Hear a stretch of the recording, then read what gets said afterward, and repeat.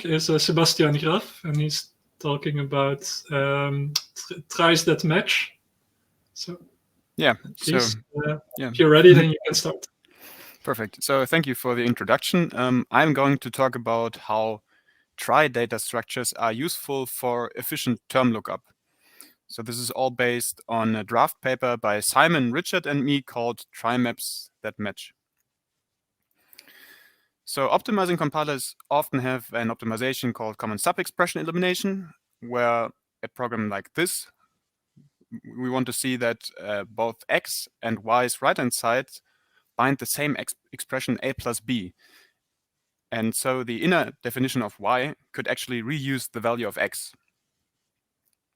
Now, for the compiler to see that, it must maintain some kind of finite map from expr, which I presume is defined like this here in Haskell, to variables v. Now, how do we represent such a map? Well, we could use good old ordered maps, but that entails a comparison of the key expression at each inner node. And as the size of the expression key grows, that becomes quickly inefficient. So what we ideally want is a data structure that allows us to traverse the key exactly once. Another example happens during instance lookup. Assume that we have a program like this here with two instance declarations, and then there's a call to the method foo for the base or ground type C of tree of list of int, maybe bool. Now the compiler has to figure out that this ground type here, this wanted type, is a substitution instance of the first instance declaration here. Now ordered maps won't work for this use case at all, and so GHC does a linear search today, trying each instance declaration to see if it's matches. Yeah, that's an obvious performance bottleneck if there are many such instances. So what we want here is some kind of data structure called, I call PAT-map, that allows us to insert pattern value pairs, where both the pattern and the value may close over pattern variables such as A and B here. Then lookup should return all matches, each carrying a unifying substitution, for example. And of course, there might be many such matches. And last but not least, we want this to be efficient with only at least one traversal of the key and the pattern during lookup. All right, now tries are a data structure that promises exactly that, doing one traversal of the key and that's it. Right, so we turn to tries when the key is big, like a long string over a fixed alphabet. Now, tries allow us to look up the key one character at a time, basically. In Haskell, we could represent strings in terms of linked lists like this here. And given a data structure that we use to map characters, we can define a try data structure basically like this strmap data type here, where smnil maps, well, the empty string to some value v, and the smcons field models outgoing edges of the try, each mapping one character here to the corresponding subtree. And this is an example of how we would represent a singleton try mapping the string A to 15. First, we compare the head of the string against the character A, and then we compare the tail of the string against emptiness. Right. Oh, so there's a pattern here to strmap, and it turns out that we can generalize this pattern easily from string keys to, well, basically arbitrary trees, like this expr data type here. Connelly et al. Were the first to do this in 1993. Now, because tries are basically finite maps from keys to values, their compositional derivation must follow the law of exponentials I've put up here. So that means that a try of sums must become a pair of tries, and a try of pairs must become, well, a nested composition of tries. Or put differently, data constructors become fields, and fields become nested maps. Now, it's a bit tedious to do this translation all by hand. But as it turns out, we can make use of data type generic programming to derive these tries automatically for us, or at least close to close to the data type on the right, only differing in an isomorphism. So to do this, the compiler can derive for us a generic representation of our expert data type in terms of simple polynomial types like this here. And then we can write a library that takes this representation and automatically derives, well, a generic trie. That is, as I said, isomorphic to the expert data type that we would derive by hand.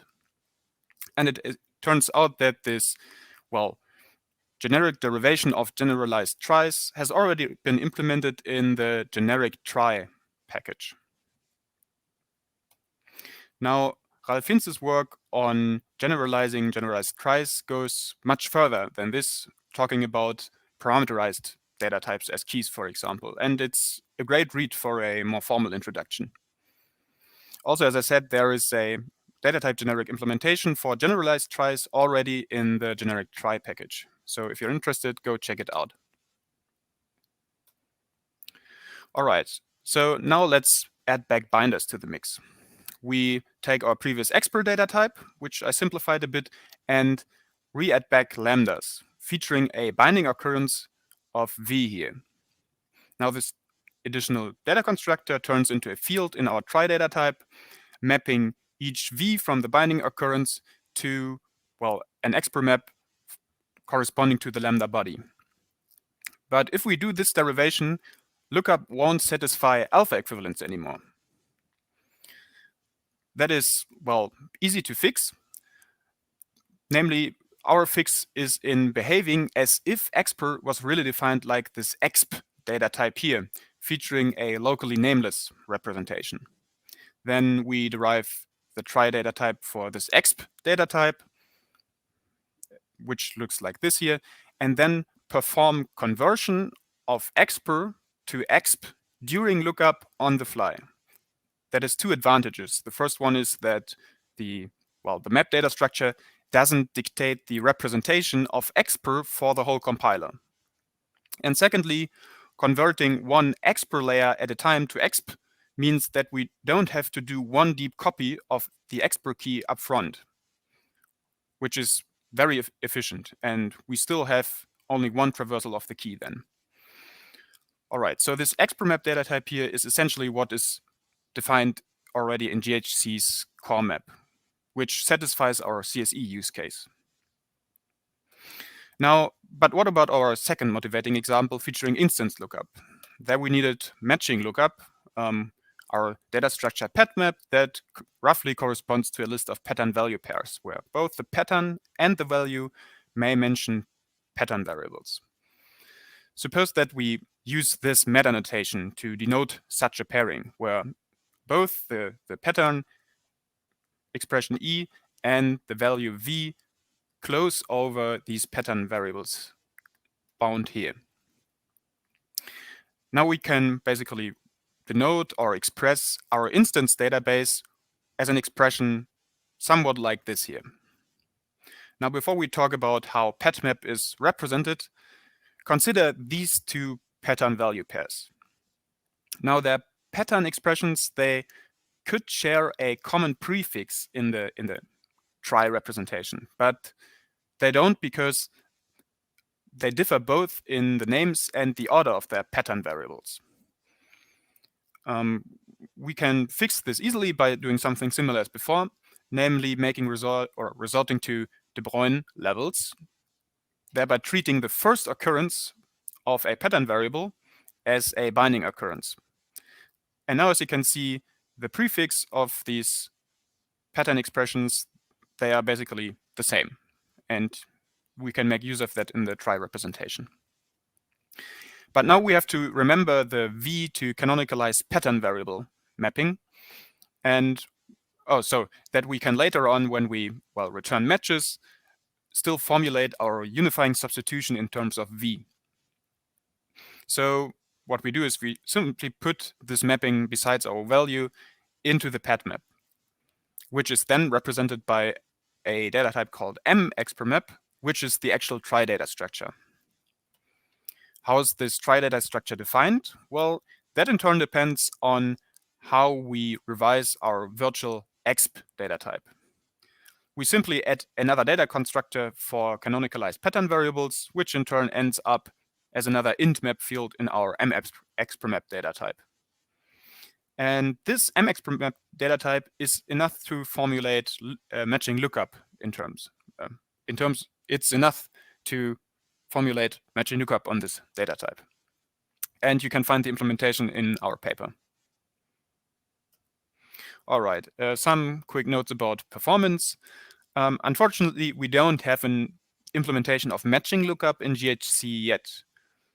So for our benchmarks, we focused on exact lookup modulo alpha equivalence, which is the CSE use case. And as you can see here, as long as the trie keys, the expression keys are completely random, both trie and ordered maps perform about the same.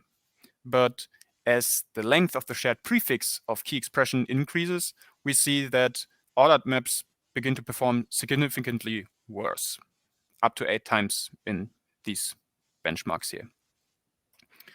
All right, to conclude, I hope I could convince you that generalized tries bear potential as a type-safe and efficient term indexing data structure.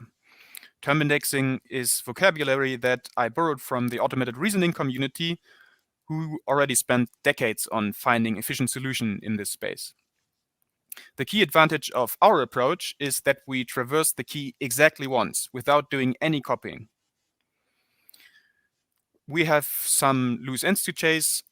For example, we hope that we can ultimately extend our approach to do unifying lookup instead of just matching lookup. Also, we hope that we can find a way to derive these matching tries generically instead of having to define them by hand. But, well, I'm a bit doubtful about that because the generic programming frameworks I know of, they don't have a good story to deal with binders and whatnot. And I think in the end, we'll just write it out by hand. We hope that we can also make progress in terms of the efficiency of our approach so that we, well, better distinguish ourselves from ordered maps. And we wonder if there are other term indexing data structures that maybe enjoy similarly neat type-safe encodings as generalized tries. And finally, we hope to deliver on the implementation in GHC. And yeah, that's it. Thanks for listening.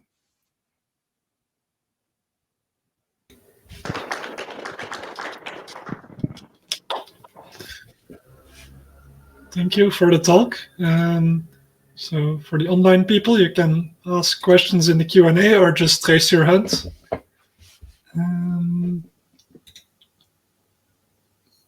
Any questions on the offline side?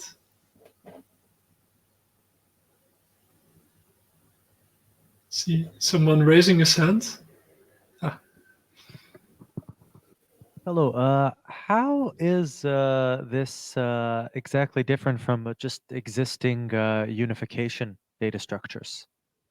Like, is this just a different application of unification, or am I misunderstanding something? So by unification data structures, I presume you mean these term indexing data structures, right? Yeah, like discrimination trees, or like the kind of things we'd use in dependent type theory to, unify two terms. Okay, I'm not really familiar with that. So what do you generally use there? Maybe some keyword? Yeah, I'm not really sure. But I think the point here is that you're unifying with a lot of terms at the same time. Yes, you're okay. matching against a lot of terms at the same time, right? Yeah. So, have you heard about egraphs? Yes, yeah, I've heard about egraphs. Because there's a Rust library called egg that it's not as generic as this. You need to significantly rewrite your expression data structure, but it also optimizes the exact same kind of lookup, basically.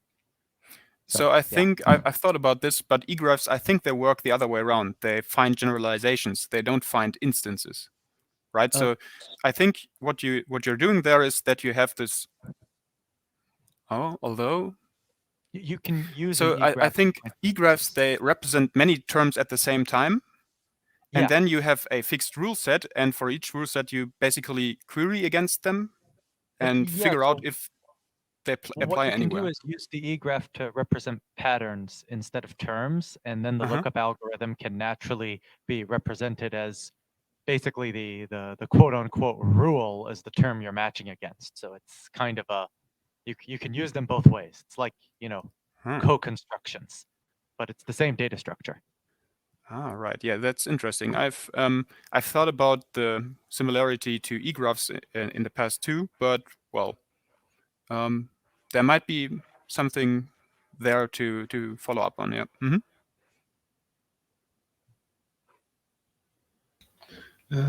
There's one online question by Andras.